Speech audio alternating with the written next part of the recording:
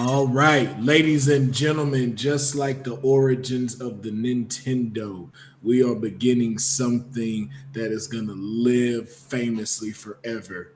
Welcome to the Arcade Tokens podcast. We are the Okay. Tokens. I am Will Farrow, the Leo anonymous. Thomas, aka Mr. Slick Living. And I'm Patrick Cloud. What up? Of course, we always have on the tech side Mr. Kadeem, aka Cathadius, aka Zorn, the keeper of the games, on here on the ones and twos with us. So you'll be hearing him as well. Say what's up. What's up, y'all? What's up, everybody? What's up? Yeah, it's okay for them to hear you now because of these audio versions we Right, it is. The jazz voice. Yeah. So the way this podcast works is just like a video game. We got levels. There's levels to this. Today we got 3 levels. We're going level 1, level 2, level 3, of course. And today we are talking about 2020 and beyond. We on our Buzz Lightyear today. We're going to be talking about 2020 video game releases. We're going to be talking about PS5 and Xbox Series X. Mm-hmm.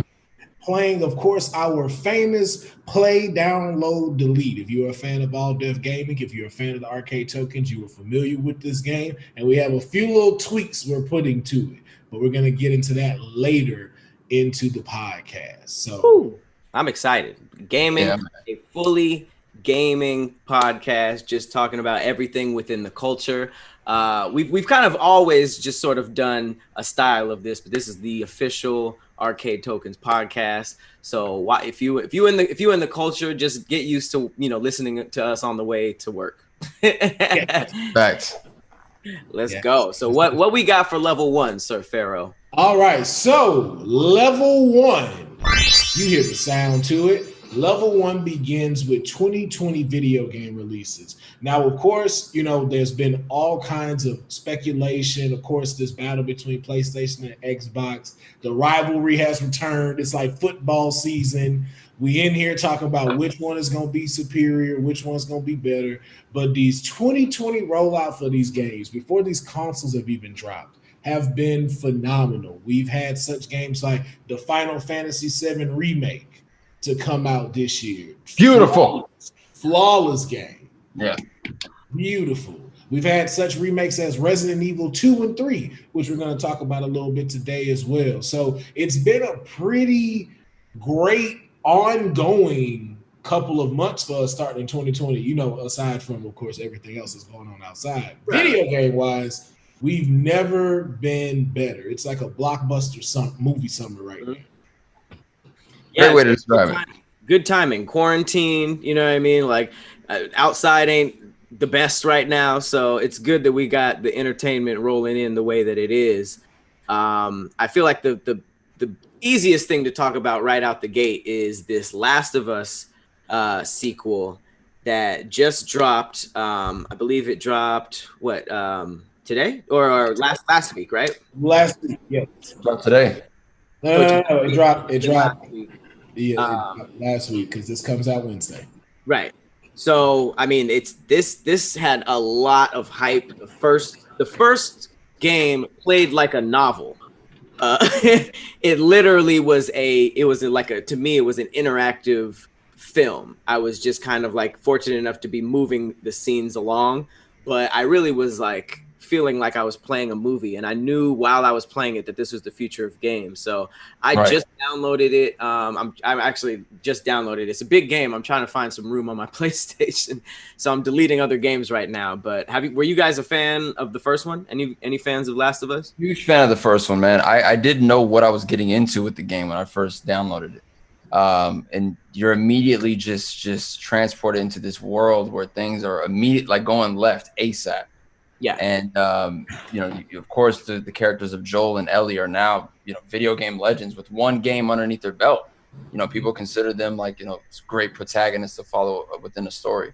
The Last of Us, when it kind of expanded into the multiplayer online function, I didn't really get into that. I didn't understand why they would do it, but, it's a story game. Yeah. It's a story game. But we are seeing what we've seen, time and time again with some of these video games being movies. Like they literally are playing out like films. Like you are enjoying the story, the cutscenes, and everything about it. So yeah, man, I've been excited for Last of Us to come out. There was some controversy coming out regarding the release, as far as some of the developers like leaking some information, spoiling the game for the people who've been ready for years for it. That kind of was unfortunate to see, but I didn't read anything. I don't know anything. I'm just excited the fact that Last of Us was finally released.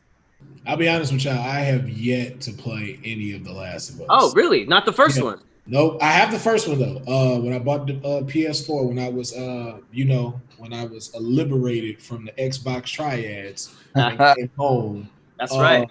I was given The Last of Us for free, along with Spider-Man. But of course, it's Spider-Man, so that's when I played. But what's funny about it is that I still don't know what The Last of Us is about, even from playing the first one. Like I've still somehow missed out on spoilers, what happens. Like I don't even really besides just knowing like the little girl's face, I still didn't know her name until y'all just said it. I keep forgetting that it's Elle, right? Ellie. The long and short of it, just in case there's any viewers who don't know Last of Us, it's very, very similar to like imagine Logan, where no one has powers. There's no mutants. It's really fighting zombie. It's a guy who is tasked with smuggling a little girl across post-apocalyptic America, right? So essentially you are, it's the whole it's the apocalypse, I'm a tough guy. And then they get, it warms up to the girl, and then they become like a unit or family. And it's really, really, really, really good. Just the way they format the game, there's a scene where, no spoilers, like some time passes and then the game is separated by seasons, so it'll be like winter and everything's snowing, you know what I mean, and then something would happen, and then it would cut, and then you have to assume what happened, and then you'll see them in spring. So it's really, really dope, and if you could just sprinkle some zombies in there. But yeah, I definitely suggest you don't jump into the second one. Go back, revisit the first one. It's a beautiful game, and then So here's my thing about The Last of Us. It came out, the first one came out on the PS3. I'm not sure if everyone knows that here. It literally came out on the PS3. It was literally on the tail end of the PS3. It got remastered for the PS4, and then we were on the tail end of the PS4 and on the PS5. So was this necessary? They got them buzzer beaters. Was it necessary to wait this long in order to get this game out? Buzzer beaters, man. It's them buzzer beaters. It probably took a long time to write, a long time to make. I saw a documentary about how they made either Last of Us or Uncharted. It might have been Uncharted, but games that massive, it's really, really dope to see. They assign different teams to a level.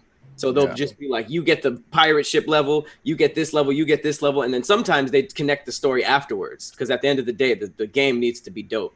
So I could see this being like a big project, and they're just the one people that are just like PS5. Whoa, here real quick. No, but then too, like when it's like revisions that got to be made with the games too. So like when people come back and it's just like, yo, we want to add this additional scene in with Elle, but the person that they mimicked off to play Elle has to go back and do those motion captures. They have to set up the studio again to have them walk through these green screens, and they have to also read through the new script of when they're talking so they can get their audio down and stuff like that. So you also now add those revisions that got to get made along with this game. So you can see why things get pushed for delays and stuff like that. And then like my homegirl, well, not my homegirl, let me not say that. My classmate needs to start clarifying these people.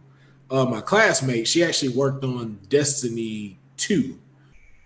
She's an environmental designer. So like the moon scene and stuff like that, that's in Destiny 2, she designed the entire like moon scene in space and everything. But like you said, there's a team of them that do just that. But then it's like, if we need this to alter, like, yo, we need y'all to be able to make this part of this level crack and collapse. That's, you gotta go all the way back in. So it takes a lot. It's a lot of work when it comes to video games. I mean, it's one thing for them to turn in a script, like what we've seen with Kojima for God knows how long, every single console generation. Kojima's coming in there like, I want to shoot a movie. He's like, all right, cool. Here's the movie idea. All right, we're gonna put it in a video game format now. All right, well, we got to make it more than just that. And they figure out all these ways to create, not only the atmosphere, but the cool elements to interact with, and all those small details in video games that we take for granted. picking up that letter, turning it over, reading it. Those are all like you don't get that really like in a TV show or in a script or in a film. But we get those little nuances in video games that allows us to know a little bit more about the story. You can read through a 12-page dossier if you want to know more about the story in certain video games. So I think even that we take for granted as far as the stories and the world that we're thrown into with video games, man. With The Last of Us, I don't know what really attracted so many people to Ellie and Joel. I still don't really know. I don't know what it is that drew us all in. And go ahead, Will. I do know. Because like I said, I don't know the story, but I saw like a part of it.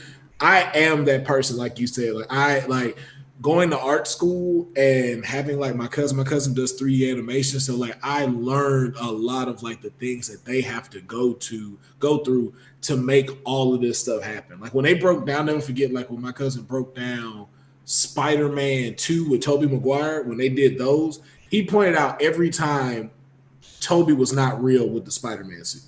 Damn. Like, and this was before all of us started kind of looking into those things and they gave you that access. This is where he was like, oh yeah, like when he's swinging right here, when he's hanging from this pole and he's talking to MJ, that's all of that CG.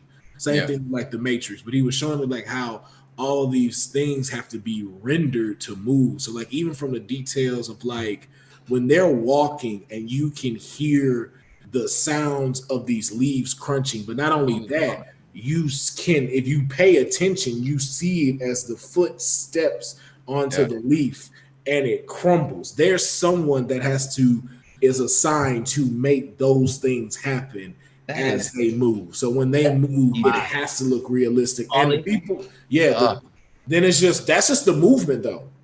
Then you have to worry about the people that have to throw on the texture of the leaf and the boot and the mud that's touching onto the leaf. Then you have to worry about the shadows as the boot comes in and the shadow hits that leaf and it smashes onto it, that the light is hitting properly as it bends over. That small detail is happening within a major scene while you're killing 200 zombies. Yeah. But someone has to...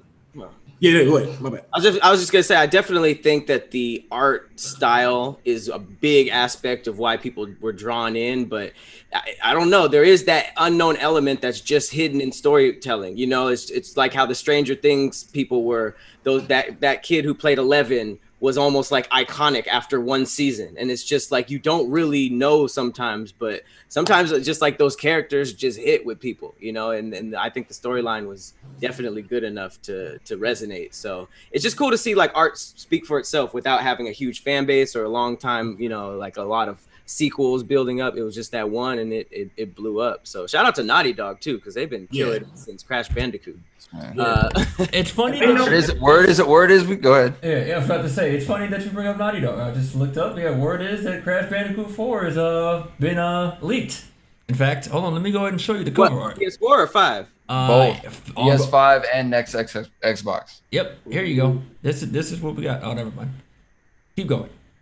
I'll get it for you in a second. Crash got some swag. I know. I was like, yo, Crash is human. Let me go ahead and get this for you guys. And has a gun. But I will say, though, also a good thing, too, about these things, just like back previous to what y'all were mentioning about, when you know, like, your genre, I think that also hits, too. Like, this person was, like, could tell they knew what they were doing when it came to zombies. Wow. Oh, wow. It's About Time. Is this another multiverse concept? I'm assuming so. It looks like it. Here's my thing. This Rick I don't know if this is real. No, it's real. Are we sure? Because if this is what Crash Bandicoot looks like in next gen, but it says PS4 and Xbox PS4, One. Yeah, and Xbox on the top on the Xbox thing it says Xbox One, Xbox Series X on top of that cover art. Oh, let me see. I can see this, especially if Ratchet and Clank is coming out. There's no way they were not going to do another Crash. See it? Wow, yeah. Just Crash 4. That's wild. Yep. That Rick and Morty effect, man. Ratchet and Clank and Crash Bandicoot were just. Well, no, Crash was actually doing that in 3. Crash was doing the multiverse in 3. He was. So this makes sense for him. Yeah. Oh yeah, that's true. He has been kind of doing the whole portal thing. Yeah. So this works for him. So if anybody should be doing multiverse and have a new game, it would be Crash. That's lit. Crazy how he went from a crackhead on the island to Don't do that. Don't do that. You did that. We got a couple of games to go through. I know that definitely a big game that came out this year, especially for Cleo, was the remake of Final Fantasy VII. And this was well done. This was well done. That is a beautiful game right there. What you think, Cleo? I loved every single moment of playing this game. There was parts of me that just wanted to binge it all the way through, start from the beginning of the game and just rush through. But there was another part of me that really wanted to take in everything that I was doing, everything that I was seeing within this video game, because I've waited so long for it. Back when I think it was the PS3 tech demo, they threw out that little trailer, and I was like, yeah, if we did do it, it would look like this. And that's all they needed. They put out that first little stone to see how we would react. And ever since then, we've been fiending for it. And then we finally got it. It rolls out and it drops right during the first 2 weeks of the COVID situation, and which it put fear in my heart, guys. I'm just gonna be honest. I was like, they're not gonna put it out. Oh, that's right. A physical copy. They're gonna just say, oh, well, hey, things happen. I thought it wasn't going to come out, but we got it. I played it all the way through. It's one of the very first games that I played in its entirety on my Twitch channel. And to see people pulling up and interacting with me and feeling the same way I felt about this video game all these years was really something special. But what they did with this game, they gave us a new battle system. They introduced new characters. They expanded on the world of Midgar. They no spoiler alert, but they threw us a curveball. They threw us one hell of a curveball, and it is on some Rick and Morty type level of shit with multiverses and stuff like that. Towards the end? I'm sorry? Towards the end? Towards the end. So yeah, man. That was something that I was very on the fence about. I'm like, do I like this? Do I not? Once I finally just got through with the game, I could sit there and realize that I was so excited and happy to have completed it, lived this lifetime to see a Final Fantasy VII remake come to life. So I gotta ask you, Cleo. I'm still playing through it. I did not. You played through it a lot faster than I thought. Well, no, I knew you would play through it pretty fast. I got a question. I just beat up Michael Key from Key and Peele. How far from the end am I? Because I hear that it's nowhere. You still got some time, bro. Yeah. You still got some time. Okay. You still got some time. Like of course, there's always side quests to video games. There's a lot of side quests that help you, I guess, get stronger in this video game, because in the original Final Fantasy VII, you had to grind it out. Like, you had to go out and grind so you can get stronger before you go fight a boss. Right. The side quests in this game definitely help you get stronger, so that way you can go and take on your next bosses. And you gotta understand, like, as far as the parrying and the different fighting styles between Cloud and Tifa and Barret, they fight completely different. Even Aerith. Aerith fights completely different from everyone else. But she's super strong. You just got to try to get her leveled up. And by your face, I could say, guys, if you could see Pat's face right now, he's not happy about that. I totally forgot. I didn't just beat up Key. I remember why I stopped playing. I stopped playing because apparently I'm very close to the infamous dance scene. And everybody on my Twitch knows me, and they know that I will not like Cloud after I see this. So I stopped playing. But how close is that to the end? You still got some time. Dang, this is a big ass. Okay, for sure. You still got some time, man. Even that, like, for Square Enix to figure out how to adapt that old situation in Final Fantasy VII, because I thought they were just going to cut it out. I'm like, bro, that's going to be offensive to somebody. There's no way they're going to let this happen. Sure enough, they let the part in which your chat is talking about, they let it happen, and they flipped it in such a unique way. I really enjoyed what they did with it, man. You're gonna like it. You won't like what they did to Cloud, but you'll like the little playthrough experience you get. Okay, I just picture the worst, like he's in blackface or something. No. I'm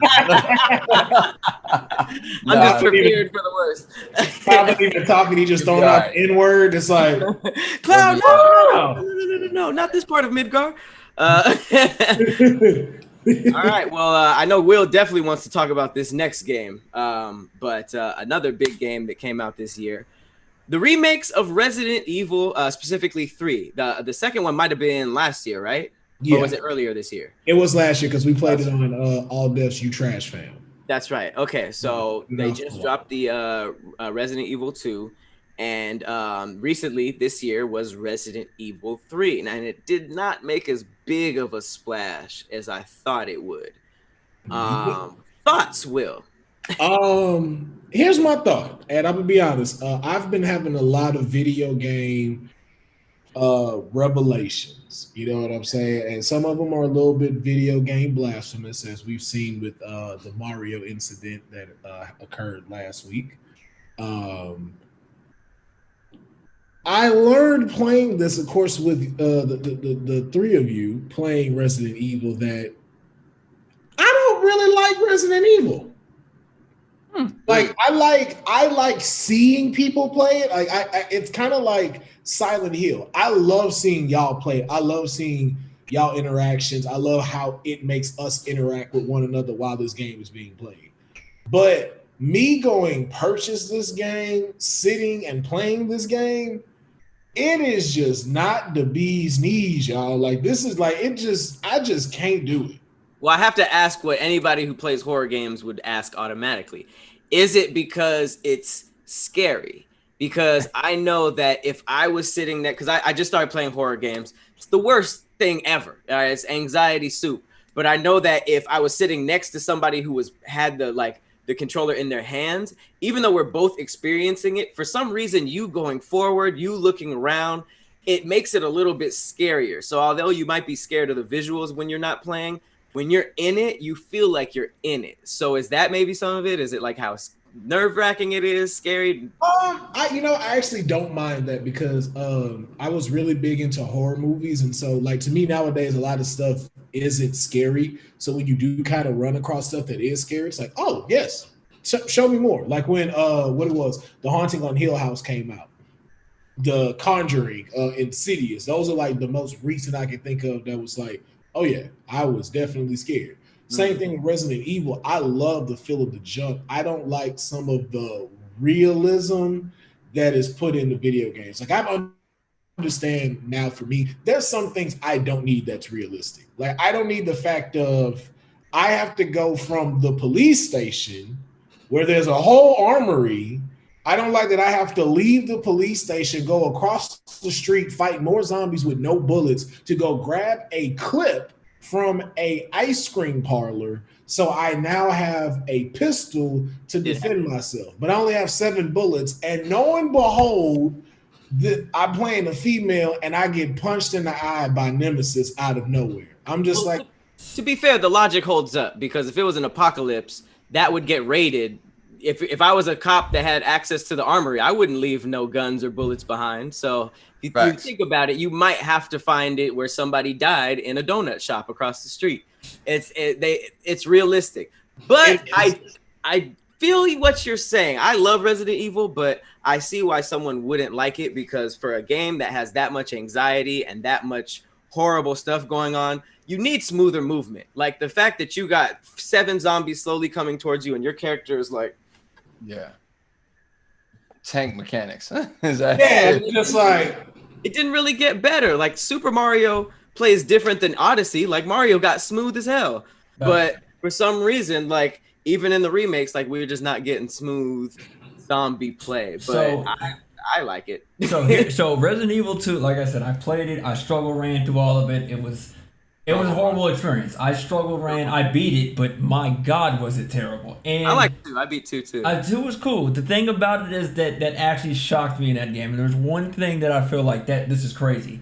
You can save the game, right? Like in the front, in the lobby or the main corridor of the police station. If you're getting chased by Mr. X, he doesn't give a damn that you're saving.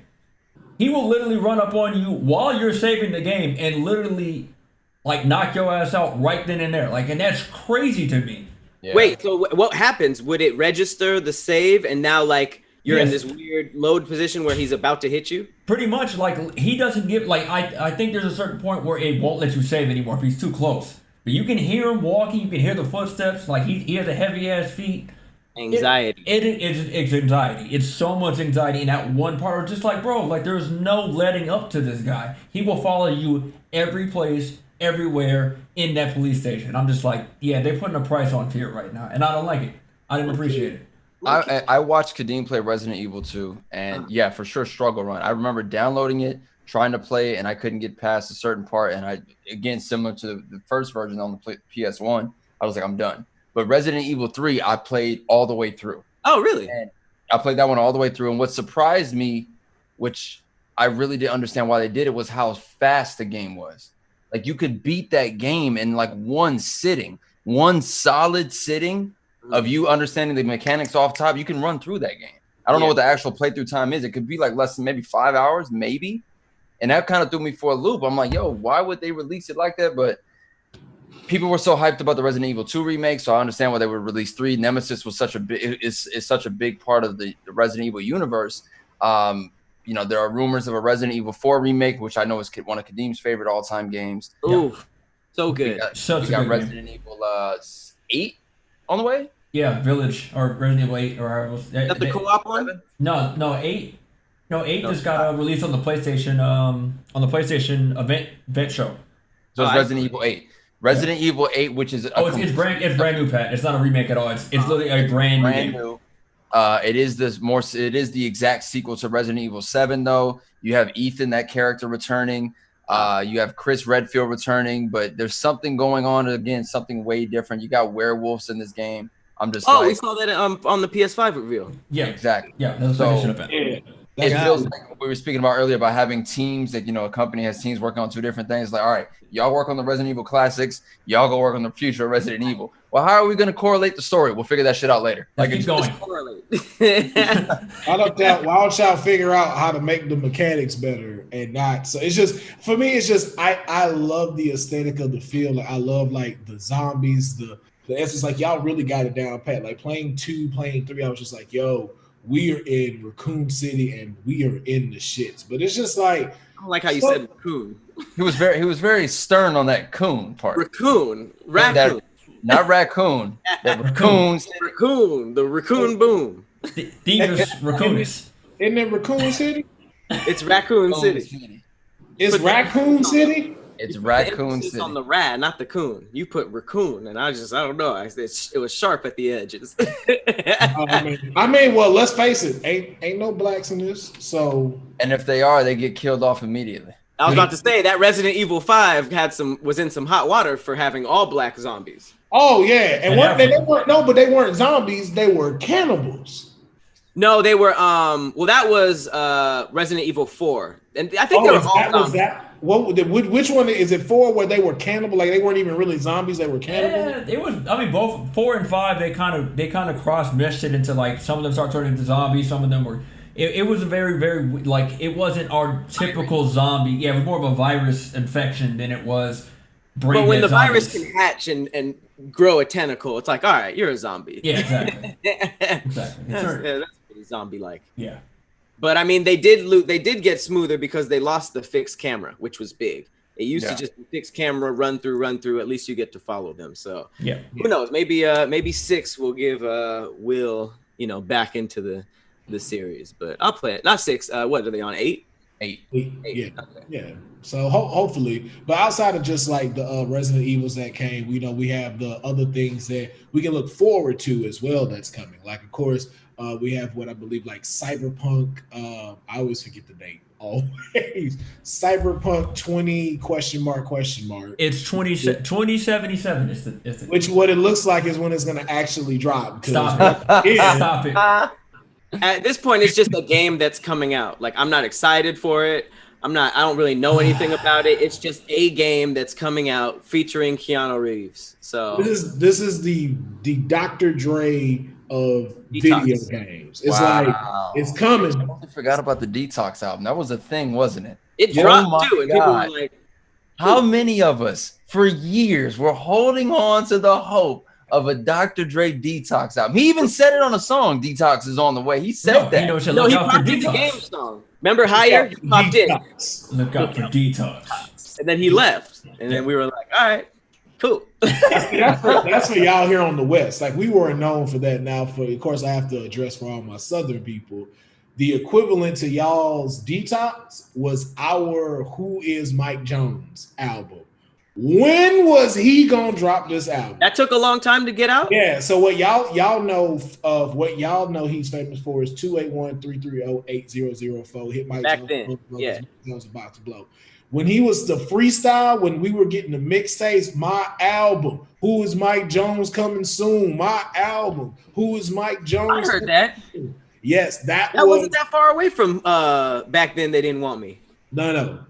Mike Jones has been rapping since 1998. I'm about to say, I'm pretty sure Mike Jones had been putting in that work. Right. And then mixtape when the internet first started blowing up, and then we got him on Still Tip, and then the world was introduced to him. But him, I'm pretty sure putting in that groundwork, being in Houston, I'm pretty sure he was going Hammer Time. I knew about Mike Jones for a minute because my best friend was from Dallas. So like I heard his mixtapes. I never knew how long he had been rapping though. I thought that when he came out, was he doing something else besides mixtapes before his mixtape started blowing out? No, that was it. Like most of his stuff was that. So like the way they had things set up was very interesting, which is basically called the Swisher House era. So before he blew up and doing his own mixtapes, he was pushing Swisher House. So like him, Chameleon and Paul Wall, they were like the street guys. So they'd be having to hand out flyers and stuff like that, letting them know when like the day hell broke loose. Straight to the Room Volume 64 is about to drop while they're also making their albums. And so the way they would promote them is like sometimes they'll put them in groups. Like a lot of people don't know that Paul Wall and Chameleon were a group. That's how they were all on the same label. Got it. Yeah, and so Mike Jones, they like had them on temporary things to get them going, and so he continued to drop his mixtapes, and it'd be just like consistent all the way through, like 40 tracks on one album. So it'd be like 2 CDs of just straight freestyles. And 40 tracks. Yeah, but he was doing this since like 1998. And so we're consistently hearing Who is Mike Jones Coming Soon, and it didn't drop until 2005. Well, what Warner Brothers needs to do is roll out a goddamn demo every single day leading up to the actual release of Cyberpunk 2077. Just so that we know. Take a page out of Mike Jones' book and give us something. I got to be honest. I might be one of the very few people who's not sold on this game. I don't know what. Both of you guys still same boat? I don't know what it is. I don't get it. There's only one thing clinging me to this game, and I don't even know how much that's true because I think I heard this from you, Cleo, was that a black person made this game. Yeah, I mean, I have. You want me to go in just a little bit of history of the game? Like because I wanted to also feature this on like All Dev Gaming as a thing to check out, like as a spotlight. Right. But like trying to like look into details, I didn't really like. I'm like, all right, I don't see no black dude in it. So what it is that the creator of the game. First of all, this game's been full of controversy for multiple reasons. Small reasons, mind you, that I don't understand why they blew it up into certain things. But we can just go down the controversies that's happened. One. There's a promo for a soda or energy drink in the game. You know what I mean? It's just like an ad on the side. Like if you would go down the street and see a Red Bull or Monster promo billboard. It features a woman that's transgender, has a phallus shape, a huge one going towards her mouth. And I forgot it's something like you can choose who you are or something like that. Like that was the whole saying. Like that's what the energy drink was saying. Obviously, the community didn't like that too much. Clearly, so they took offense to that. That was one of the things that happened. Another thing is some of the enemies in this game, they're Nigerian descent. They're called the Animals. So here's the thing about that though. This is where the black creator comes in. That black creator went to Nigeria, got the accents, brought in those people from Nigeria to do the voice acting for these characters. So it's not like they just did that. It was actually the black creator went over there and got Nigerians to do the voice acting. So I don't for the crew called the Animals. That's what I was about to say. Here's the hard hitting truth: black people also make uninteresting things. Yeah. So it's like it's cool that a black person made this, but like I'm not really interested in the game. The aesthetic didn't sell me, and now that I hear that, it's like, well, I'm kind of against this game now. And that's the thing too. Like, I don't think you know what it is too. I've noticed no one has officially defined what Cyberpunk is. Apparently, this is like a sequel though. Hold on, let me look up what the regular Cyberpunk is. Well, not just like, but like that's what I'm saying too. In general, like this is a whole genre of stuff that I feel like they just took everything we know and that would attract us and made it cool. It's like, oh, robotics, neon lights, flashiness, futuristic. An aesthetic, yeah. Yeah, it's like the aesthetic is so dope to bring us into, but it's like none of them ever really give us something that keeps us attached. I've noticed that with like Altered Carbon. Altered Carbon is a lot like with a cyberpunk type of feel. Story is amazing, but it's like it's so much stuff going on. You just be like, bruh. Like every trailer I've watched, it's for sure cutscene. Like nothing's been gameplay official yet. That's one. The aesthetic is mad confusing because every trailer we've seen, they're in like a more futuristic New York, like concrete jungle, right? Yeah. Why is there palm trees to the left of our character in this picture? Because it's cyberpunk. It's like, cyberpunk. So you got but people that don't make sense. It's so it's so confusing. I don't want to call it confusing. I just want to call it. I just don't understand what the fuck is happening. So what basically, are we getting? I just looked up cyberpunk and it says, in short, cyberpunk refers to both a culture and a genre. Cyberpunk is a subculture of science fiction that features advanced science and technology in an urban dystopian future. Oh. It's all there, high-tech, hard-boiled detective, femme fatale, and a city at night. It's pretty much a lawless subculture of an oppressive society dominated by computer technology. So here's another thing about this. Hold on. Before we keep going into this, I just sent you guys a link for the Cyberpunk role-playing game. Okay? So there's a role-playing game. There's 4 additions to this game. Yep. So and this is a follow-up to this. Yeah, go to the history. Go to the history tab. You'll see it. 4th edition, 2nd edition, 3rd edition. Yeah, I did not know those connected to this. See what I'm saying? So, like I said, there's more to it than that we don't know. This has been going on for quite some time. Like it's not. 1988 was the very first game. See? Yeah, and I didn't know that these connected. Like I remember the 3rd edition. I didn't know these connected to this one. So there's more to it than just it being a game. Like that's. What console is this though? Like let's see what we Interlock. Yeah. What is that? See? Yeah, there it is. Designers. Michael Allen Ponseth is an American role-playing board and video game designer. Yep, it's him. So, like I said, there's just a lot more history that I guess we're not seeing or we don't know about. So there's a lot more to this. Like I understand how you guys are like at just seeing it and you're just like, eh. But for some people, this has been going on for ages, as you can see. Well, it's just not even like, it's just you haven't explained anything. So just like how like Pat has been saying, like we don't know what this is, and then it's like, oh, Keanu Reeves is in this. Dope. Doing what? Like, what is happening? Like, show me something other than just like YouTube footage that I can go get anywhere. Like, type in Cyberpunk and this pops up. Like, that's what this looks like. Every time. And then even based off the definition Pat gave, they should just change this to America 2077. Like, that would make more sense because everything you just described sounds like America. I mean, people lost it when the initial trailer launched. People lost it when Keanu walked out on stage.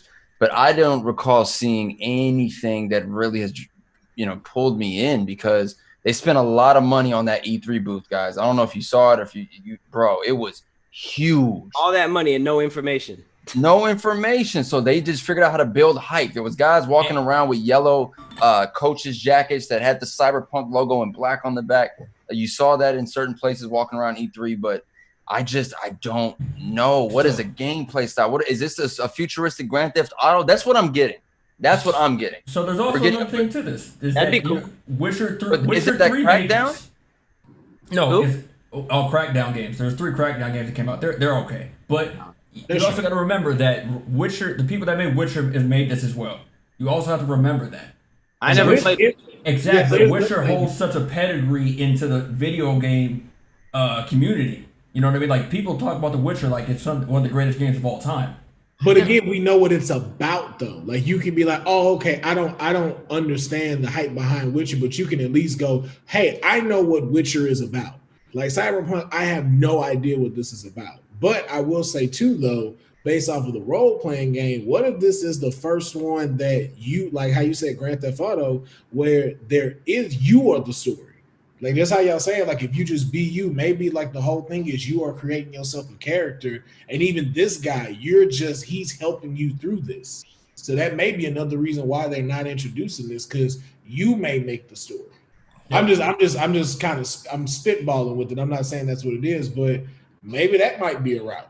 I just wouldn't myself roll a game out this way. If I had a dope ass game, I would show them a little bit and then have them hype about that, as opposed to just hype about the aesthetic. But that could just be me. I maybe have just missed the boat on this one, which is maybe why I like Remakes so much, because it's like you know exactly what you getting, which is why I am looking so forward to Tony Hawk's Remake. When they announced that, I felt like Tony Hawk watched the arcade tokens personally, because we have been talking about this for a very, very long time. What is it, 2 and 3?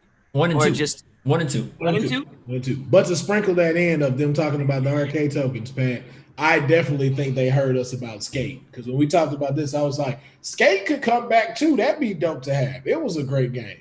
I'm about to Guess what's been announced? Guess what's been announced? I'm down for both of them, but I cannot wait for this one. And if they mess around and bring it to PS5, they will.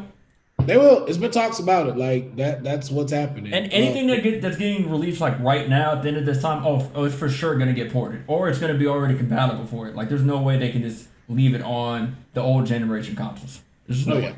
Same thing the fact that Tony Hawk Pro Skaters 1 and 2, it comes in one, it comes as a single game. That's amazing, right? Oh. I love the fact that Tony Hawk and Activision, who I guess, Activision's rolling this out, is smart enough to know that people and consumers love collectibles. You got to make it more interesting. People just don't want the game.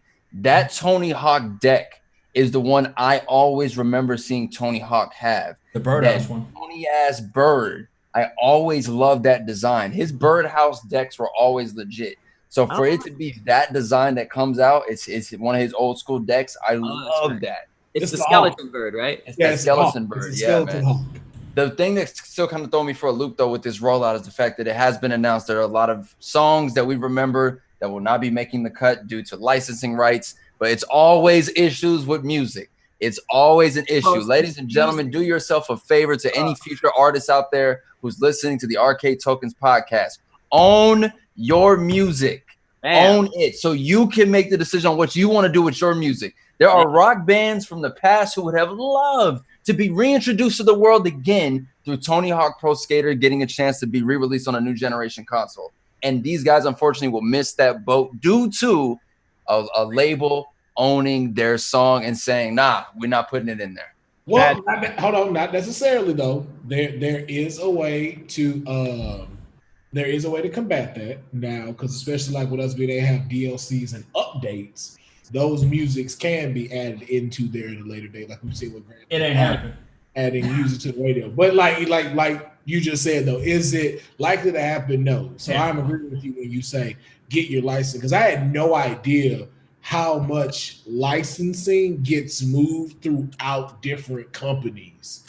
And like it is crazy how many, like, just like if you take, for example, Ace of Spades, like who originally had it and how far it's moved since before they even played it on Tony Hawk to now, how many people have had their hands on that, and where you just can't even get to have the original music that you want to have for a video game. It's just crazy.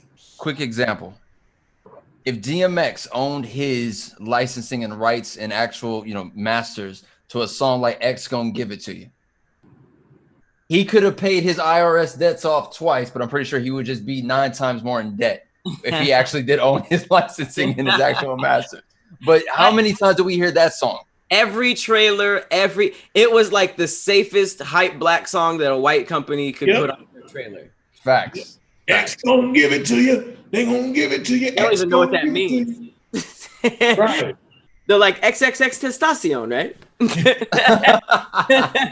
You mean like Ice Cube Triple X, correct? Yeah. Right? Guys? No, that's definitely a huge point that with the music, because it's like as soon as they announced that, I was like, I wasn't even upset because I was like, I could see that. I that was an obvious problem. Any game, like any old Maddens or anything that was like their whole soundtrack was like label music, they're gonna have issues with the remaster. As long as my songs are good, we should be all right. It was probably like the songs that didn't have to be in there, and that's why Tony Hawk wasn't trying to pay the full price. Yeah. They knew the Ace of Spades had to be in there. They knew the Superman had to be in there. Like they knew the hits. It was cool for them to roll out. Sorry, not to cut you off. Just they did the announcement, and then they put all of the old school skaters in a video together. They all were at a skate park, and it was really cool to see them interact with each other again, man. Like they haven't seen each other in years. Like they wouldn't have known Tony Hawk Pro Skater would get a remaster this many years later, and people would be that excited to see Steve Caballero, Chad Muska, Eliza Streamer. But was Bob? I don't think we saw Bob talk, but I'm pretty sure Bob Burnquist was there. And to see Tony Hawk still standing, 6 foot something, and capable of doing the 900, maybe at his age. But there's a kid who beat him. I think that kid deserves to be in the game. That's all I'm saying. What'd he get? The kid went one more spin. What's one more than the 900? A 1080? 1080. I think 1080. Yeah. Afterwards, or at 180. After. I think a 180 after. 180 after. Wait, in real life or on the game? No, in real life. Oh, okay. I was about to say. I was like, in the game. I'm like, that's easy as fuck. Wait a minute. Put that kid in the game, bro. So he just made it 1/2 turn after. More, yeah. That's still crazy. Hella difficult though. Like, think about it. I just from watching like Brink and like all these X Games and stuff. Normally by like a 980, you're already like where my hand is. This one is the half pipe. You're already like right here finishing your 980 turn. That's like a 1260 or something, right? Though. Yes. That's a 10. He did a 1080. That's the extra spin. I don't think he did a. Well, no. If you do 900, because a 360 is a full spin, so right. 900 plus. So 360, 720. Yeah, 360 to a 720 is 2 spins, and then another spin would be 940, or at least the 900, or at least half a spin would be that 900. Yeah. Oh, so Tony Hawk's 900 isn't 3 full spins? No, it's 2.5. Yeah. So did the new guy get 3 spins or 3.5 spins? I'm sending everyone the link right now to check out. Check your phones. Check this 11-year-old kid who did a 1080. 11-year-old does the first 1080 on the vert. To be fair though, 11. 11, you can pull this off as an 11-year-old. Don't say that. What? Come on, think about it. Like, you don't have height to worry about or like your weight. Yeah, but you also don't have 20 years of skating experience. Big facts. All right, I held it to the very last second. That's the hardest part. At one point, I couldn't do that. No, but that's the hardest part. Like that 1.5 turn, you already can. If you hit that, you're already having to know like I know where my wheels are about to hit and how I'm gonna land. Already, but to do a full 3 spins and control his board to land on it, put that kid in the game, man. Yes, put him in the game, but also why not, man? Make him a DLC character. You want in a different world now. Activision, it blew up. It was viral. The people love it. It helped the skating community. Well, Elijah Houston he had the long dreads and Nigel. 10 years old. He was Nigel. Yeah, he was definitely in a couple games. He's still famous. He was one of the best, man. Go ahead. Yeah, he just won something actually recently. He was all the time. And it's crazy to think that immediately there was someone who looked at him and was like, "The Black Tony Hawk, we're gonna go build it." And next thing, bro, it was just brand deal endorsement from Nike to Mountain Dew. Like it was just everything. And the kid's that good. Nice, just that good, bro. He can skate his ass off. Yeah. For sure. And then just to glaze through a couple of other things this year, we got another Paper Mario, which has a lot of hype. Ghost of, I don't even want to say, Tsushima, which looks like an even harder Sekiro. So shout out to Will for that. Hey. Destroy All Humans has a remake. Yeah. And not only that, we are getting another Assassin's Creed Valhalla, where you are a Viking, which I'm hype. I'm super hype about. But there's hype, Cleo? Wait a minute. No Assassin's Creed? No Assassin's Creed? I'm good on the Assassin's Creed franchise. When I realized I was buying the same game with different skins over and over again, different time periods too. No, Come Right. on, ancient And Egypt. stories. Don't do that. Don't do that. You're supposed to be okay. Moroccan, and you didn't play ancient Egypt one. You're Listen, big African. Assassin's Creed Valhalla. Who are we killing, and why are we on their boat? How are we in Norse mythology world? Who's the captain of this ship that you got to go? Kratos? Where's Yeah, Kratos? exactly. Like I'm good. First of all, Enjoy. Viking. First of all, if anything for them to be fighting for, especially like with Caucasian history, this would probably be the best one for you to play. Because like in here, you're fighting Britons, you're fighting the Englishmen. Like these are the last of like before Europe started making like civilizations, and we were just like, oh, we're proper and we put on wigs now. These were the ones that was like, yo, we still out here hunting. We good. We do this. We be pounded it in. And so like their fighting tactics was deadly and brutal as hell. So it's like that's what I look forward to and seeing in this game. Like, will the brutality of how Vikings fight be here within this game? If it's not, if it's still like you said, Assassin's Creed, where it's kind of just, oh, Enzo, you're dead. Okay, Like, Assassin's Creed is brutal as hell. You clearly haven't played it. You be putting work into. That's what I'm saying. It's worse than that. Like Valhalla gotta be the most brutal out of all of them. Like if you just give me that, like that is gonna take away from. Look at the cover. He got the 2 axes. Look at him. He got the beard that's braided. You know he's about that action. And there has never been an Assassin's Creed guy who has not been about that action. But I think it's a good time to level up. We're gonna go on up to level 2 since we're talking about hype anyways. And this is PS5 and the Xbox Series X. So they just rolled out an entire stream for the PS5. I guess they did it also for the Series X. I didn't watch it, but I am excited about the PS5. I think it looks good. I think the games that they started us off with, you know, like some people were disappointed, and I feel like no huge game was gonna share a drop with the system. Like it wasn't gonna happen. So it was more of an example to show off the graphics, what it can do. It's been like this with the next release of most next gen consoles. So I was actually really happy with the release. What about you guys?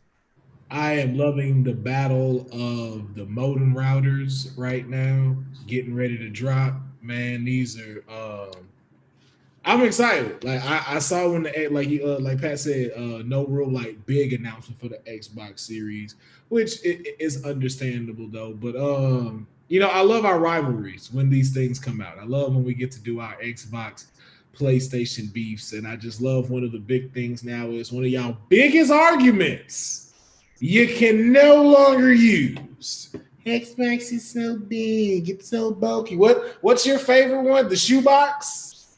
Shoebox now? Yeah, that's you. This is just a controller.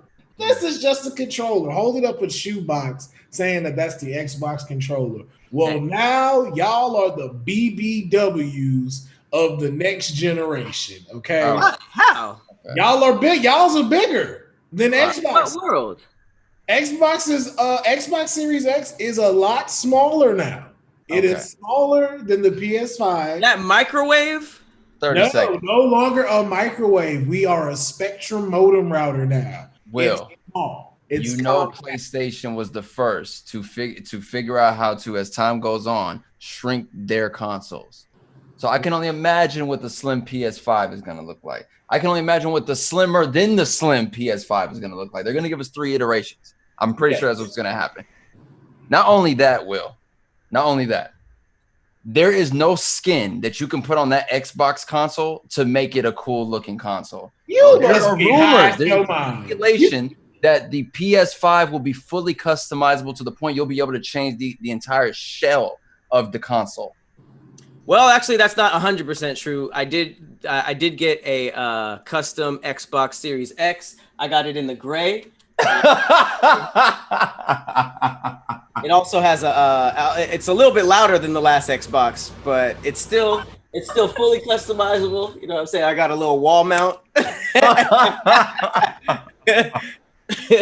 it's a good time, man. It's a good time. I got my controller right here. Let me just plug this in. It's a good time. Halo, what is it? What are we on? Halo 7? Infinite. Halo Infinite is where we're at now. It's Infinite. It's Infinity now. All I know is if y'all will open y'all white binders up to page 87 with your PS5s. Oh, like a trapper keeper? Yeah, we can look at the next set, man. I'm sure Seto Kaiba is ready for this PS5. You know it looks dope. It looks right out of. It does, but so does the Xbox. Both of these consoles look amazing from what y'all can say what y'all want. If you saw that sitting somewhere outside, first of all, you wouldn't even know that was an Xbox. Exactly. So that's the whole great point about it is that like to go, and I'm just speaking from an Xbox perspective, to go from this big ass bulky thing to being more sleek, to being a little bit more easier to use. Sleek. How better can you get? Why y'all acting like rectangles ain't sleek? It's not. That's the definition of chunky and bulky. That looks like a space heater.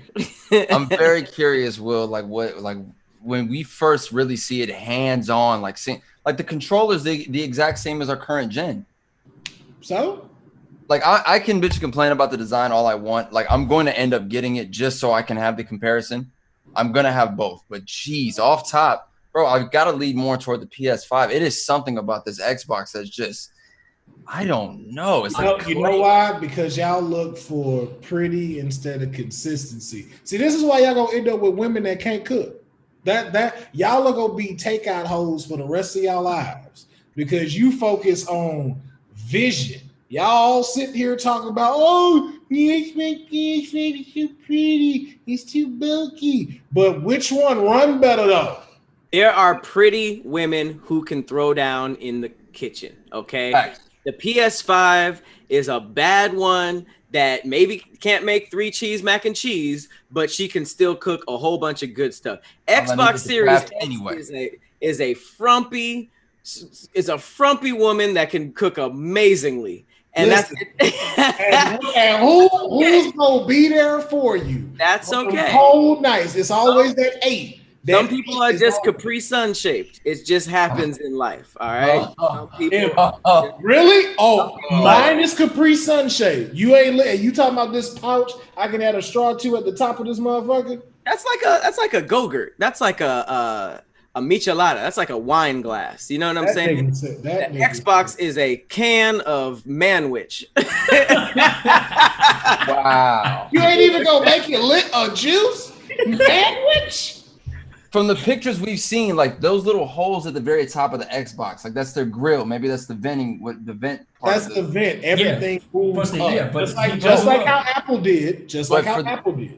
Right, but then the pictures I've seen, there's supposedly like a green light that's getting shine up out of there. Supposedly, I haven't seen it. It's actually real. So if that's not real, then that's basic as hell. Will, so you mean to tell me? You can choose to whether you can choose to have that. But with the PS5, we got these 2 beautiful blue LED strips running across the front of it as it expands into the more open-ended side of the console. It's fucking magnificante. But what is it for? Oh, there it is. What is the functioning for this old big ass console to be looking like? And then 2, what's even worse about it, y'all ain't got shit in your house that's gonna complement this whatsoever.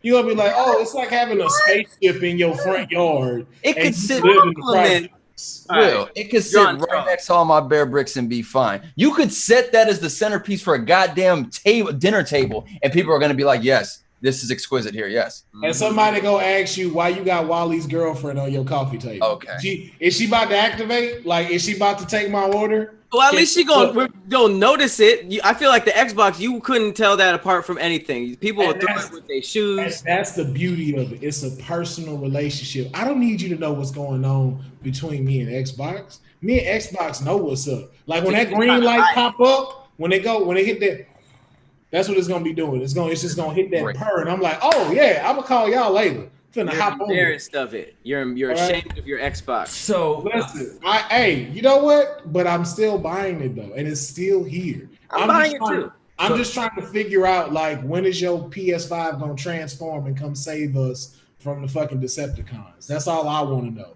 I feel like it's a lot of shit it's supposed to do, it ain't doing. Is it voice activated? Hey, PlayStation, can you play Cyberpunk 2077? Is Xbox? Yeah, you can do that. Here's my one concern. Here's my one concern, Will, and I will be very, very transparent with you. every time we've seen PlayStation roll out their consoles, they always have it sitting up. Always. First, you never really see it laying flat in their first initial promo pictures. So this is what it looks like standing up. Now, I did see a picture of it on its side, how most of us have had our consoles for years. And what I will openly admit, it don't look that sexy sitting sideways, bro. Well, imagine what the Xbox looks like. To say, like the Xbox trash, it's just ain't it. Xbox is what it is. You lay it down, it look like a rectangle. It look like a Roblox, bro. You know what this is? This is the greatest selfie trap PlayStation has ever done. This is a thirst trap picture on the PS5. That's good. Because they got themselves set right, and then they put the controller there to distract you. Yeah. They put that little boomerang over there to go, oh, okay, that must be her friend that come with her. And then you don't realize, because look where the CD is to put the CD in. That's how you know they didn't even really know what to do with this. So they was like, oh shit, we made it look good and forgot where to put the CDs at. That is a horrible place for the CD to go. Why don't you just put it in the black part in the middle?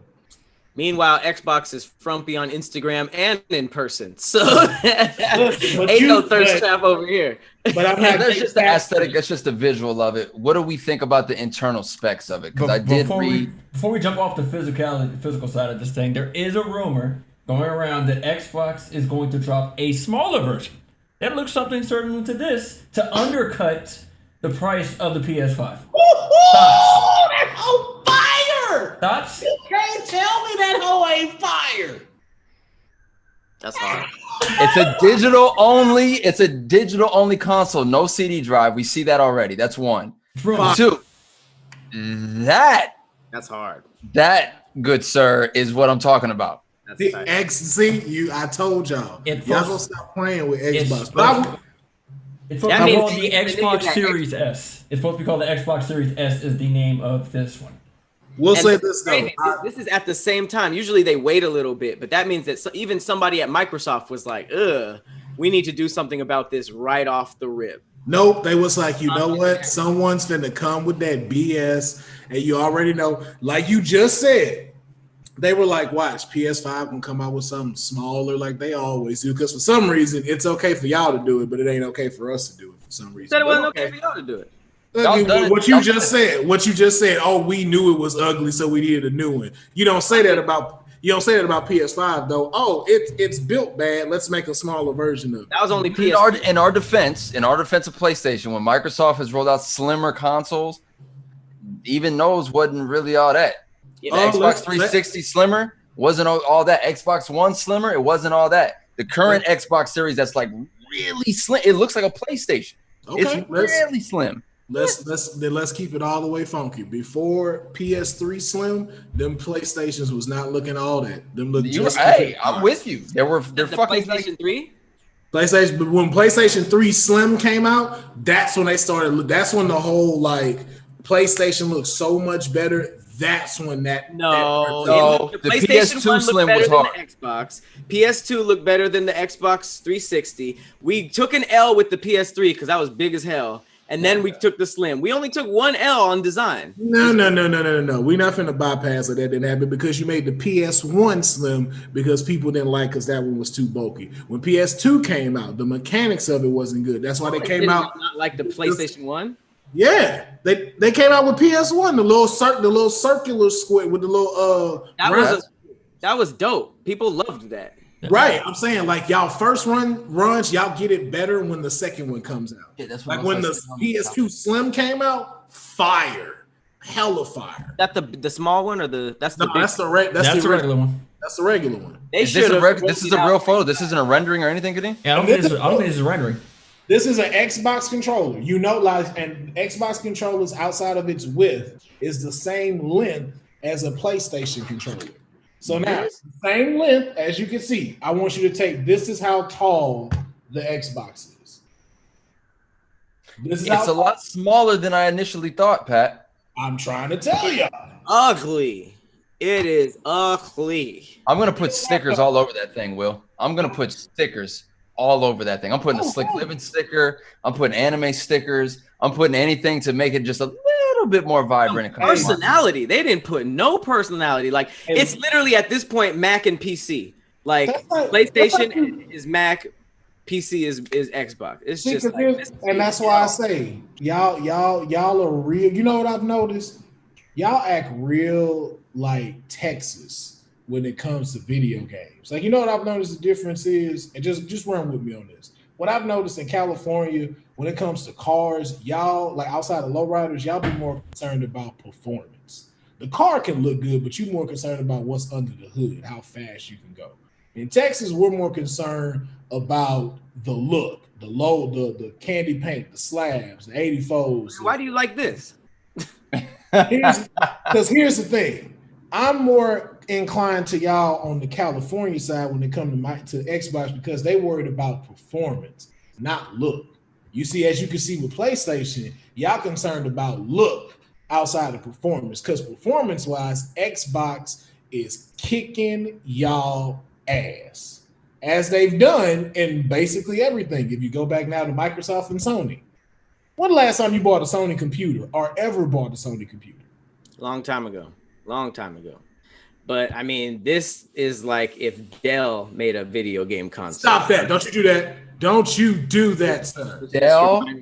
This is a Dell console. But all consoles aside, let's get into these games. What games are you excited about? And what games have you not seen that you want to see a sequel of? So before we get into that, I will say, just so before we move into games, that is the one thing outside of us BSing about the look and the specs, that is the one thing that PlayStation will always have over Xbox.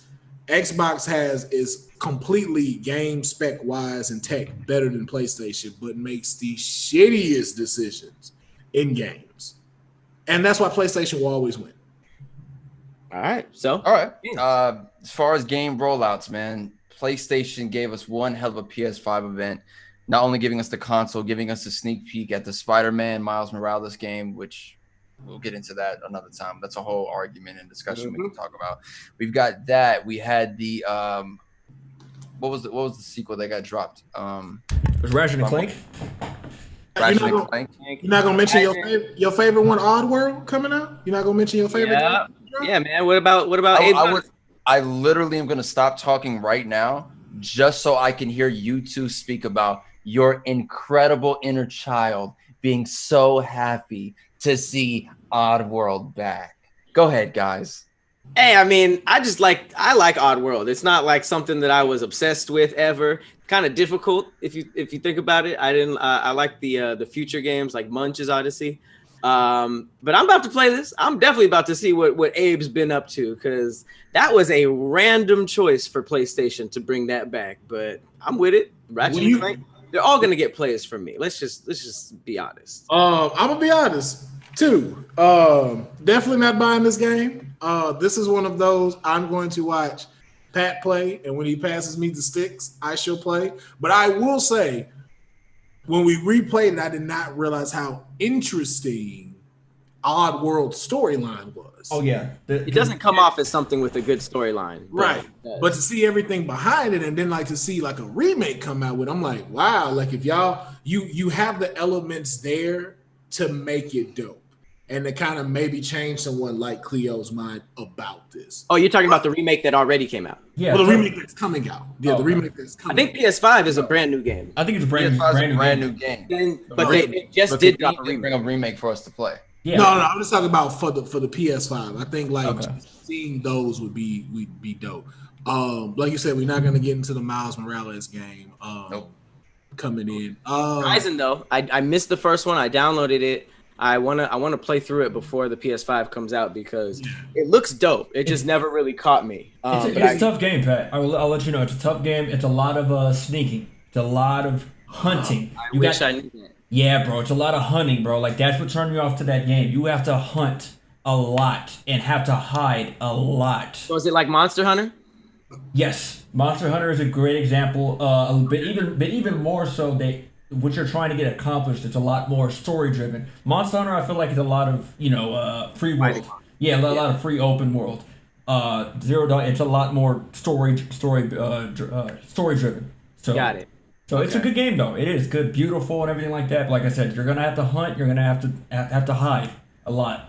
But I will say this though, It's not the hiding sense of like Metal Gear Solid. It's Nah. kind of like Breath in the Wild, but just a little bit more realistic. You know, like how we be trying to like sneak up on horses and stuff. Mm-hmm. You have to be like even a little bit more. You kind of like basically have to take your time. Yeah. So it's like that's what it's more about. But it's dope when you got the time to do it, because like the scenery and the essence of it, like when you're hunting, like especially like with the bow and arrow. Oh man, I don't know why it's so satisfying to like get a kill in that game. Like when you just hunting, it's like, fuck yeah.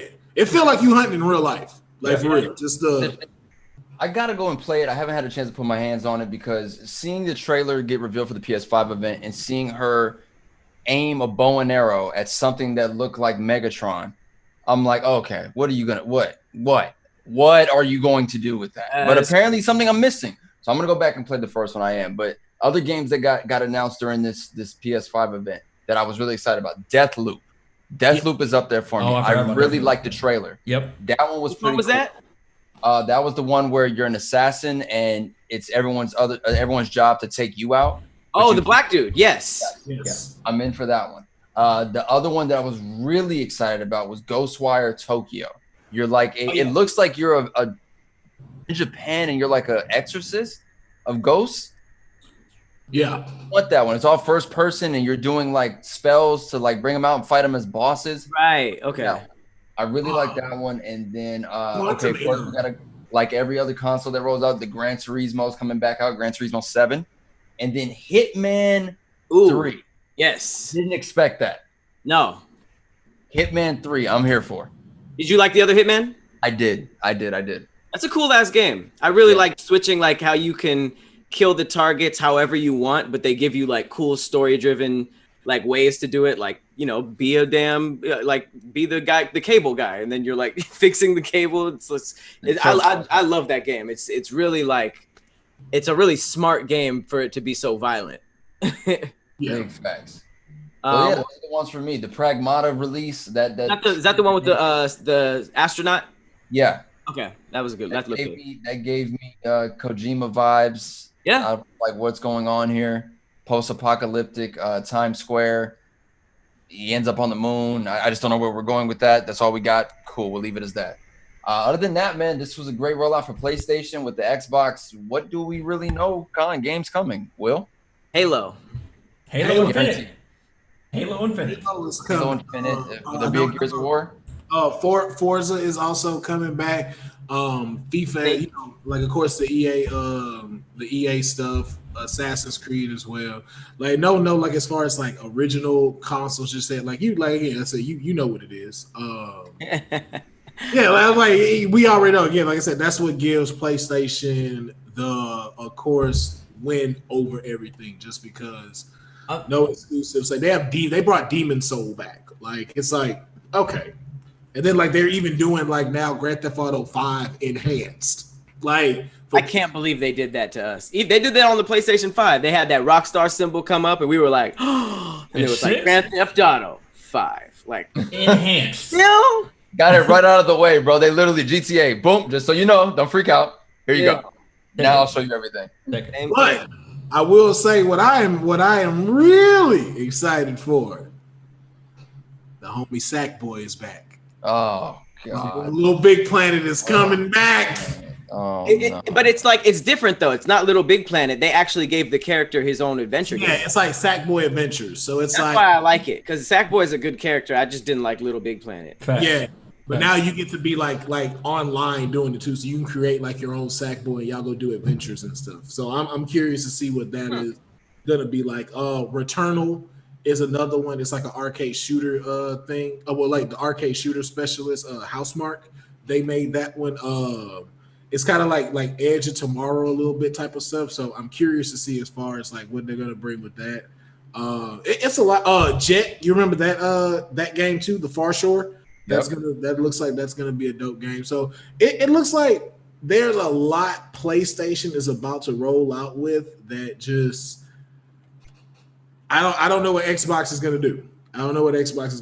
I right now am more leaning towards PS5, even though I'm you know how we do on this as arcade tokens, but PS5 is just like they came and rolled out the gates with it. Like they waited the right time to drop all of this and just got us ready for 2021 and stuff. So, I just want to go ahead and put this little note in there. Both companies, Microsoft and Sony, they start buying out a lot of different companies in order to get exclusive games for their consoles. So next generation, with next generation, we're going to see a lot more exclusive games to exclusive consoles. I'm with it. I'm gonna have both consoles, so I don't. Yeah, that's what I'm saying. So that just keep an eye on that. Yeah, keep an eye on that. Out on that. That next generation, there gonna be a lot of exclusive because that's gonna be major brand building. Exactly. Like that's why PlayStation is so strong because they have so much exclusive titles hooked up with them. But like when Xbox starts getting those exclusives, I feel like this might be the console that really carves out, who they are. Exactly. They jumped on that real early. Before the console generation even ended, like 2 years ago, they just start buying out studios and was just giving money to studios. Like, yeah, we want you guys to be Microsoft exclusive now. So we'll see. Okay. Yeah, we gonna see. With the win of the PlayStation, I think that's a really good place to level up to our final boss level. Yeah. Level 3: play, download, delete. Now this is F, Marry, Kill in the gaming world. Unfortunately, delete is wiping out their entire existence. So Thanos snap. If you choose to delete Street Fighter, that means there ain't no Street Fighter 2, ain't no movies, ain't no anything associated with Street Fighter, and same with Tekken, same with Mortal Kombat. Very, very tough. Play obviously means something that you would play right away, and download is something that you like, but you're gonna keep it in the queue or the back burner. So the pilot episode got some monsters. We got Street Fighter, Tekken, and Mortal Kombat. I want to go first so I can get this out the way. I'm about to be a pure sissy about this. No. Play Mortal Kombat, download Street Fighter, delete Tekken. Oh my god! I was like, yo, let me just get this out the way now. Play Mortal Kombat, you said?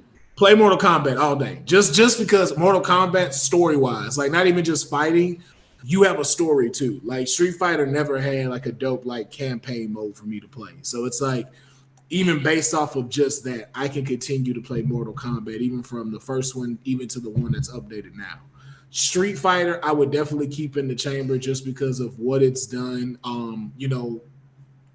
Unknown to unpopular opinion, but I thought the movie was dope. I still enjoy the movie to this day. Street Fighter? Yeah, I thought it was dope. Jean-Claude Van Damme? Look, man, I was there for Raul Julian, rest in peace, Bison, fucking Gomez from the Addams Family. Incredible actor. I was there for that. I was there for E. Honda. Blanca and Gal. Fucking waste. And Kylie Minogue was Cammy. Come on, like I'm just like I can't. Who? Stop! Don't do that. Don't do that. Don't do that. You will not. Just like Snoop Dogg. You not disrespect my Australian friends, okay? But that's why I would just keep it in download. But Tekken, man, like I miss the Tekken wave, so that's why this is one of those. If it was gone, I wouldn't miss it. And they ain't got no movies. And the movie they did have was trash. I mean, I'm not counting movies for any three. I could have done without any of these movies. Mortal Kombat by far has the best ones, but even those were like, I wouldn't be. Those are cringy. Cringy, yeah. I liked Annihilation a lot. I'll go second because mine is just disrespectful. I'm playing Tekken. Okay. So that automatically puts me in some hot water. I'm playing Tekken, I'm downloading Mortal Kombat, and I'm deleting Street Fighter.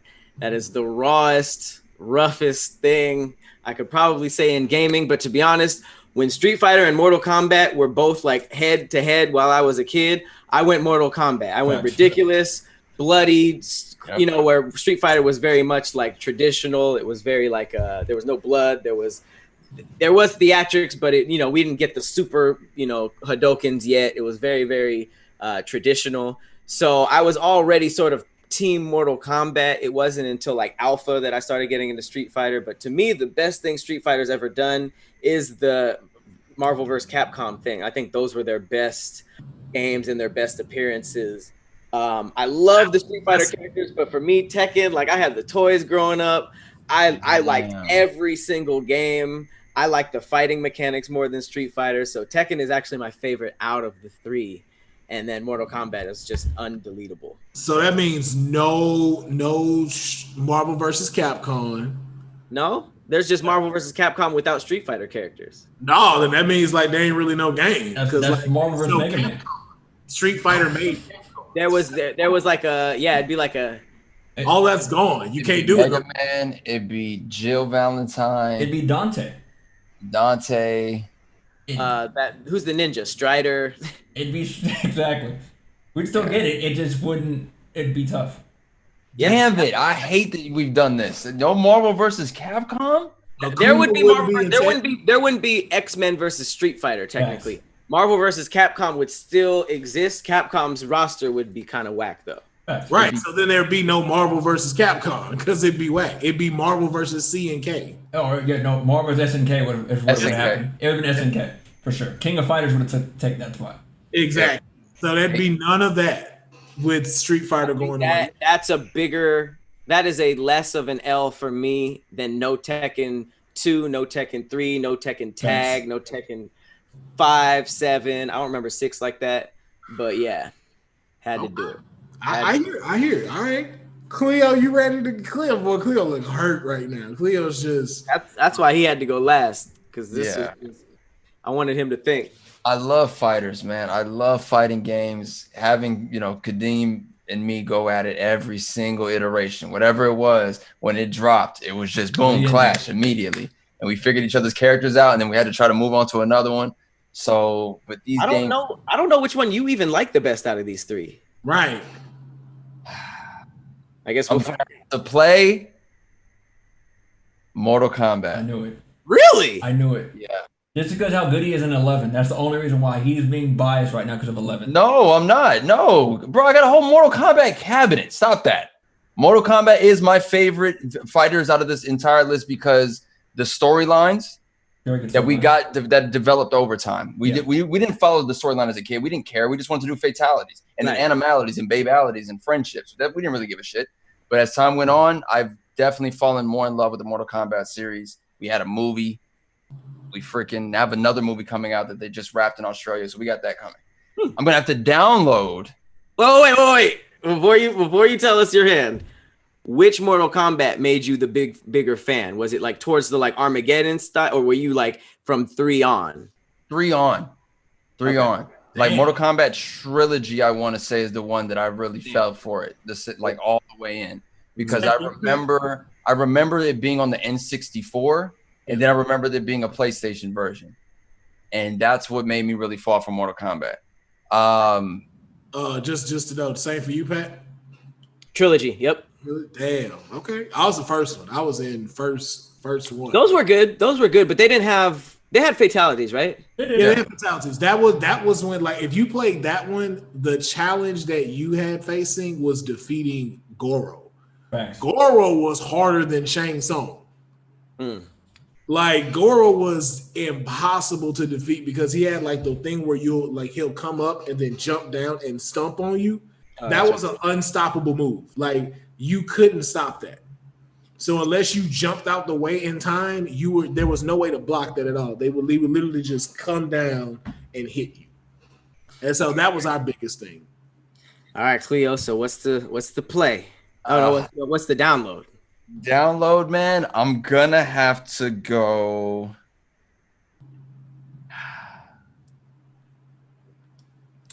I'm not better than Kadeem at this game, but it's given me so much joy over the years. I gotta go Tekken. Whoa! I gotta go Tekken. I'm going Tekken because of how incredible the storyline that we've got between Heihachi and Kazuya and Jin. Like you followed that. You followed the Mishima overall story arc. And then even recently for them to bring in Akuma and he tied into it somehow, that was pretty dope. But just so many great characters that just stood out. It was just something about them. They were all unique in their own ways. And I think that's what's important. I think that's really what's important with a lot of these games. Like, of course, we're going to end up going to elite with Street Fighter, and we'll get into that in a second. But like with with Tekken, the only two characters that I could really think of that are part of the actual roster that were similar was just Anna and Nina. That's it. I don't remember any other ones really being the exact same. Like there was something Armor different. King were a little close. Who? King and Armor King, but they're dynamic. King and Armor King, for sure. But yes, but I think one was they were slower. There were certain things about characters what made them just a little bit different. Even storyline, one trained the other, I think. Yeah, Armor King. Yeah, Armor King was the King. In fact, it got to the point where I don't know if y'all know who Marduk is, but Marduk ends up killing Armor King. Yeah. Oh, wait, what game was that? That was either the 5 or 6 era. 5 or 6. That Marduk. Marduk ends up killing him. My first screen name was Armor King 96 at AOL.com. Wow. I didn't know my nigga died. He died, but he came back. He comes back. Armor King. Armor King 96. I was a hugest Tekken fan, so I would have never had an AOL experience without Tekken. There you go. You are deleting Street Fighter, Mr. Street Fighter himself. I gotta get rid of Street Fighter only because let me give you the reasons why. I still have the actual physical cartridge of Street Fighter 2 for the Super Nintendo. Yep. We have that. So me and Kadeem definitely played that growing up. But I never kept up with it. Once I figured out Ryu's moves and Ken's moves, I knew it was going to be the same in every game. So I really wasn't looking to find anything new for these characters. I didn't like any of the storylines. I didn't really like M. Bison as a boss. I preferred Sagat as the overall boss, to be honest. He's way scarier. One more time? He's way scarier. Way scary. He's 7'3", huge scar on his chest, an eye patch. He fights in Muay Thai. He's dope. It's just there was something about Street Fighter that just didn't immediately grab me up until I really started playing Marvel vs. Capcom, and I fell in love with the characters again. I fell in love with the Ryus and the Kens and the Camis, who's just an incredibly cheap character in my opinion. Why? In any fighting game, she's a pain in the ass to fight, bro. Yeah. Like her lows and her I think it's called Spiral Arrow as her move. There's Spiral Arrow. Which one? Spiral Arrow, I think is what it's called. When she like digs at your legs. Yes. Yeah. She's her low moves are ridiculous, man. So Street Fighter's got to go for me, man. And I got to be honest, I'm okay with just having Mortal Kombat and Tekken. They've both given me more hours of enjoyment than I've had in the Street Fighter franchise, man. That was a tough one. I will say this. This is pure example of when you don't have a concrete storyline built. And I think that's where Street Fighter messed up was it already kind of had this thing that was known overseas, perhaps, and they didn't fully explain it. And there was nothing else out that explained it. It was just like, okay, you can play the games. And then they were like, oh, there's this anime movie out, the Street Fighter anime movie. And it's like, okay, cool. But you're not really explaining that where we're at right now is in a consistent war and Bison is a dictator. Like Bison rules everything. And that's why he hires these street fighters to dictate his rule in the rest of these areas. And he creates spies, and Guile is trying to come in these countries and help them take that back. I had no idea that was. They don't explain any of that. Then you throw in. How do we get that? How do we get that information? Huh? Ryu works for Bison? No, Ryu doesn't. So eventually that's why street fighters come in. So he brings them in to basically be either his hitmen, assassins, or generals.